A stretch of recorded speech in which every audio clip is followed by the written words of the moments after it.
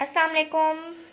आज जो हमारा टॉपिक है वो फाइनाइट ई है। ये हमारे पास सेकंड चैप्टर का सेकंड टॉपिक है। फर्स्ट जो टॉपिक था वो हमारे पास था uniform electric field and magnetic field.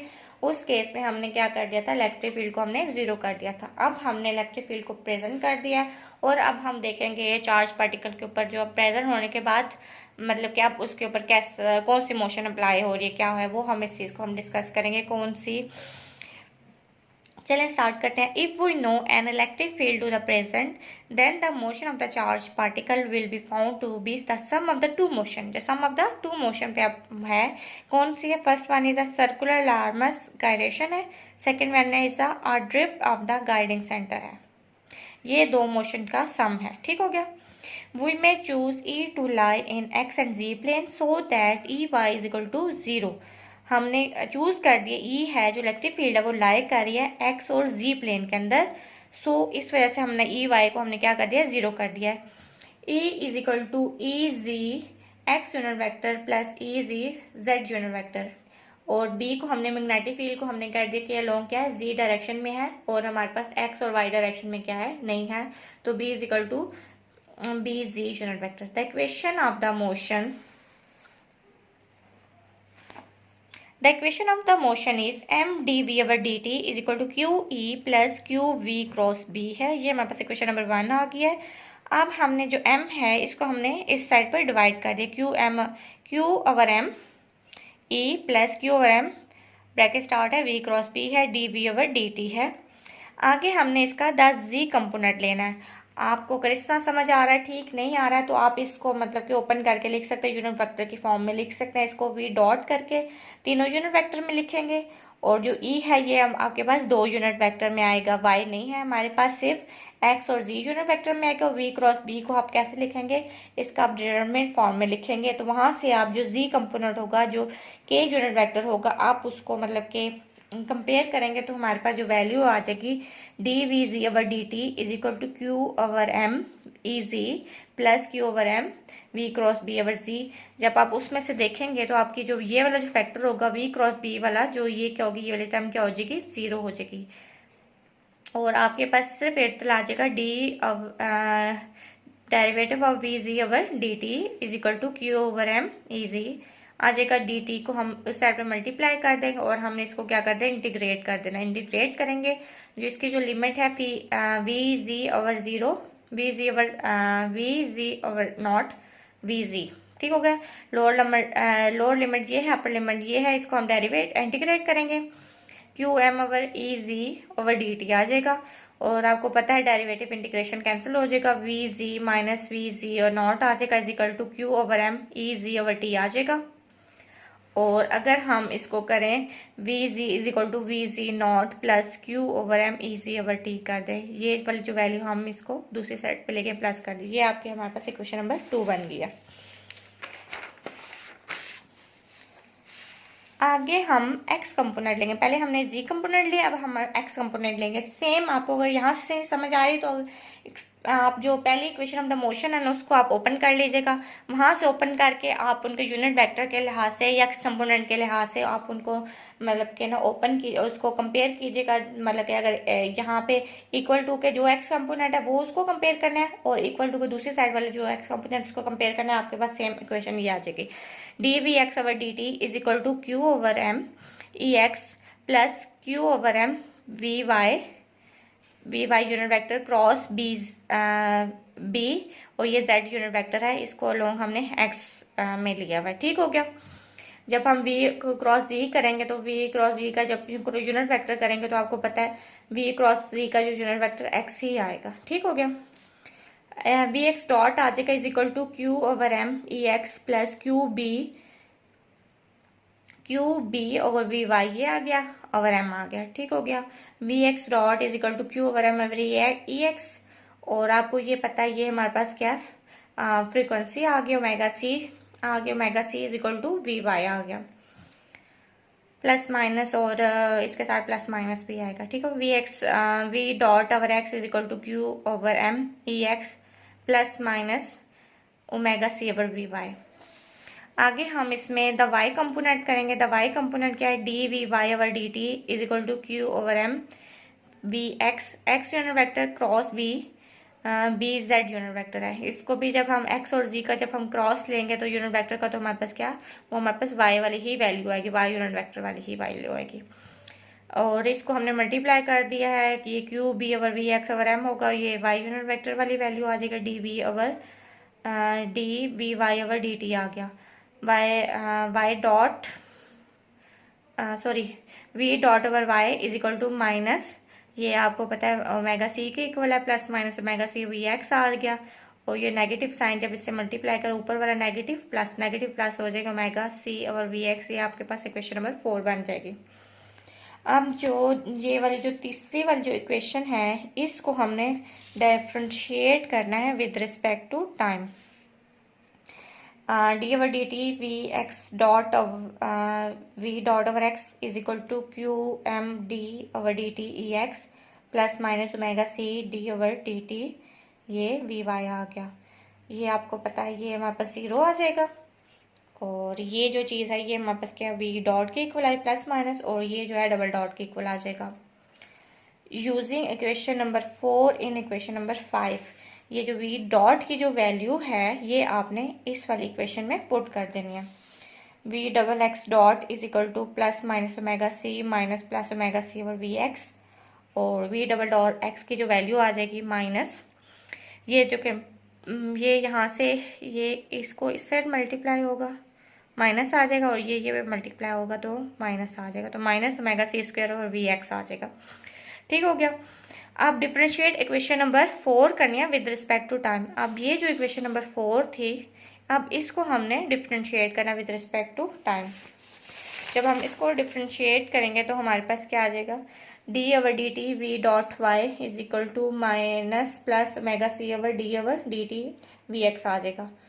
We double dot y is equal to minus plus omega C v dot x आ जाएगा। सेम आपने वी एक्स जो वैल्यू थी वी एक्स डॉट की वो आपने इस वाली इक्वेशन में पुट करनी, यूजिंग इक्वेशन नंबर 3 वाली थी, वी एक्स डॉट वाली इक्वेशन 3 थी, वो आपने इस इन इक्वेशन 7 में पुट करनी है। We double dot y is equal to minus plus omega c q over M E x plus minus omega c और v y, omega C we y bracket close है, और ये आ जाएगी minus plus omega c q B over b को हमने multiply कर दिया। ठीक हो गया, q B over M E x plus minus omega c और v y. Q B over M आपको पता है किस चीज़ के इक्वल ओमेगा सी के, प्लस माइनस ओमेगा सी आ गया, और ये जो बी हो गया ये एक्स ओवर बी आ गया, plus minus omega C we Y. और इसके बाद हमने क्या किया, हमने इसको मतलब कि ओमेगा सी को है जिसकी वैल्यू हमने बाहर निकाल दिया, ये अगेन आपको माइनस की वैल्यू ही देगा। इसको इसके साथ मल्टीप्लाई करेंगे तो इसका तो ये माइनस ही होगा, तो यहाँ पे माइनस आ जाए, ओमेगा सी स्क्वायर हो जाएगा। यहाँ से जब कॉमन निकालेंगे ओमेगा सी प्लस माइनस को हमने कॉमन निकाला। ठीक हो गया, तो ये जो अंदर वाली वैल्यू होगी ये ई एक्स ओवर बी आ जाएगा प्लस बी वाई आ जाएगा। ठीक हो गया, ये हमारे पास क्या बन गया है, वी डबल डॉट वाई की वैल्यू हो गया minus omega c square v y minus omega c square e x over B आ गया। अब हमने जो जनरल सोल्यूशन है वो इक्वेशन नंबर 8 का और इक्वेशन नंबर 6 का लिखना है। इक्वेशन नंबर 6 जो है वी डबल डॉट एक्स की है, और ये जो इक्वेशन नंबर जो 8 है ये हमारे पास ये है। ठीक हो गया, इक्वेशन नंबर जो 6 है उसका जब हम जनरल सोल्यूशन लिखेंगे v x is equal to v t exponential iota omega C over T आ जाएगा, और वी वाई का जब हम लिखेंगे तो is equal to plus minus iota v t exponential iota omega C over t minus E x over B आ जाएगा। जो पहला केस लिया तो उसमें इतनी सारी वैल्यू थी, ई एक्स ओवर बी नहीं था, क्योंकि हमने जो फर्स्ट केस लिया था जो पिछला टॉपिक था उसमें हमने इलेक्ट्रिक फील्ड को 0 किया था, इसमें इलेक्ट्रिक फील्ड का फैक्टर है तो इसलिए यहाँ पे माइनस ई एक्स ओवर बी आ गया। ठीक हो गया, नेक्स्ट हम चलते हैं। The Larmor motion is same as before, पहले ही जैसे मोशन थी वैसे ही है, but there is a superimpose on the drift V G of the guiding centre in the minus Y direction. क्या हो गया, गाइडिंग हो गया, ड्रिफ्ट हो गया है, जो उसकी फोर्स है वो ड्रिफ्ट हो गया नेगेटिव वाई डायरेक्शन के अंदर। ठीक हो गया, अब हम चलते हैं, ये फिगर है हमारे पास, फिगर नंबर हम इसको 1 कहेंगे। The particle drift in cross electric field and magnetic field, जो पार्टिकल है वो ड्रिफ्ट हो रहे हैं in cross of electric field magnetic field ये हमने वो ड्रॉ कर दिया XYZ, हमने 3 प्लेन बता दिया है। B हमने बता दिया डॉट के साथ, डॉट को क्रॉस को पता होगा डॉट क्या है। In I think out to the pen dot का है, इसको आप देख लीजिएगा। डॉट इन टू है या आउट टू है, मुझे थोड़ा सा डाउट हो रहा है। ठीक हो गया। मैग्नेटिक फील्ड जो है वो डॉट में है, और ये जो प्लस वाला साइन है ये आयन है, ये हमारे पास स्पाइरल मोशन कर रहा है। ठीक हो गया। और ड्रिफ्ट हो रहा है। ठीक हो गया। इसी तरह अपोजिट साइन में देखें इलेक्ट्रॉन है, इलेक्ट्रॉन भी ये क्या हुआ, ड्रिफ्ट कर रहा है इन नेगेटिव वाई डायरेक्शन के अंदर। और इन दोनों का जो गाइडिंग सेंटर है वो भी सेम है। जो पिछला वाला लिया था उसमें हमारे पास क्या था, गाइडिंग सेंटर सेम था, इसका नहीं है सेम। अब हम ड्रिफ्ट ऑफ वेव फाइंड करेंगे। ई क्रॉस बी जो ड्रिफ्ट है वो हम इसको फाइंड आउट करेंगे to obtain a general solution for VGC। VGC हमने फाइंड करना, जनरल सोल्यूशन है। वी कैन, इसके लिए हमें क्या करना पड़ेगा, we can solve mdv/dt is equal to QE plus V cross B। इसको हम क्या करेंगे, simple equation of the motion ही है। ठीक हो गया। इसको हम क्या इन द वेक्टर फॉर्म लिखेंगे। ठीक हो गया। वी में ओमेट द टर्म mdv/d, हम इस जो वैल्यू है इसको हम निकाल देंगे, इसको हम जीरो कर देंगे। क्यों? Since the term gives only the circular motion at omega C which we already know. ये जो टर्म है ये हम सर्कुलर मोशन ही देगी, इस वजह से हम इसको क्या कर दें, ऑलरेडी हम जानते हैं। ठीक हो गया। तो हम इसको क्या कहते हैं, इग्नोर कर देंगे, निकाल देंगे। Q E vector form plus E vector cross B, और ये bracket close is equal to 0 है। Q को अंदर मल्टीप्लाई कर देंगे। ठीक हो गया। और ये जो नेगेटिव, ये दूसरी साइड पे क्या है, ये नेगेटिव हो जाएगा, माइनस QV क्रॉस B आ गया। और E की वैल्यू क्या है, Q से cut, is equal to minus V cross B आ गया। Taking cross product with B, हमने क्रॉस प्रोडक्ट लेने, E क्रॉस B आ गया माइनस V क्रॉस B आ गया। और इस नेगेटिव साइन को आपको पता है A cross B is equal to minus B cross A होता है। हमने इसको उल्टा दिया तो ये एक ये माइनस और एक ये माइनस, जो मतलब कि चेंज करने की वजह से आया, तो ये दोनों प्लस हो जाएंगे, तो B क्रॉस B आ जाएगी। हमारे पास ट्रिपल प्रोडक्ट हो जाएगा। इसको हम खोलेंगे, E cross B is equal to B dot B minus V dot B। ये जो टर्म होगी ये हमारे पास क्या हो जाएगी, ये हमारे पास 0 हो जाएगी, क्योंकि cos 90 आपको पता है 0 होता है। ये पैरेलल होंगे तो ये हमारे पास cos 0 1 हो जाएगा, ये हमारे 1 हो जाएगा, ये चीज़ 0 होगा। V is equal to B square आ जाएगा। E cross B transfer component लेंगे तो VT is equal to E cross B over B square आ जाएगा। ठीक हो गया। और VE ये हो गया is equal to E cross B over B square आ गया। It is important to note that VE is independent of Q, M and VT। आप इस इक्वेशन को देखें तो इसमें से आपको ना तो आपको Q नजर आ रहा है, ना आपको Q नजर आ रहा है, ना M नजर आ रहा है, ना ही VT। क्या है, ये इंडिपेंडेंट है VE। The reason is obvious from the following physical picture. जो हमने पीछे पिक्चर है उसी से ही इसकी जो रीजन है वो है। ठीक हो गया। इन द फर्स्ट हाफ, आगे देखेंगे कैसे है। In the first half cycle of the ion orbit in figure जो है figure 1, it is gain energy from the electric field. जो मैंने वो पीछे वाली जो फिगर आपको बताई थी जिसमें वो ड्रिफ्ट कर रहे हैं, उसके जो फर्स्ट हाफ में था, it gain energy from the electric field and increase कर रहा है VT and hence in RL। जब VT इंक्रीज होगा तो RL भी, आपको पता है V is equal to R omega, तो V इंक्रीज होगा तो R भी इंक्रीज होगा। फर्स्ट हाफ में क्या होगा कि वो जो आयंस ऑर्बिट होगा वो क्या होगा, गेन एनर्जी करेगा, किससे, फ्रॉम द इलेक्ट्रिक फील्ड से, जिसकी वजह से हमारे क्या VT हमारे पास इंक्रीज हो जाएगी। और VT अगर इंक्रीज होगी तो हमारे पास डार्मस रेडियस होगा वो भी इंक्रीज हो जाएगा। In the second half cycle it lose energy and decrease in RL। Second half energy में क्या होगा, वो एनर्जी को लूज कर देगा, जिसकी वजह से डार्मस रेडियस भी डिक्रीज हो जाएगा। This difference in RL on the left and right side of the orbit cause the drift of VE।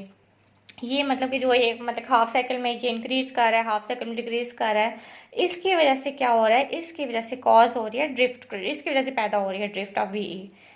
A negative electron gyration in opposite of direction, negative जो electron gyration in opposite direction but also gain energy in opposite direction, its end of drifting in the same direction as an ion।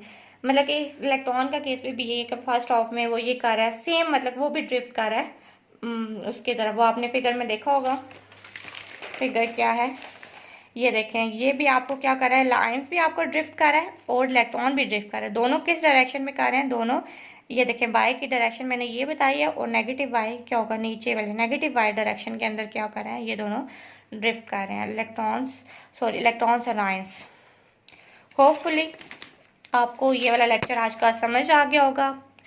कोई भी confusion होगी तो आप please मुझे comment section में बता दीजिएगा। ओके, अल्लाह हाफिज़।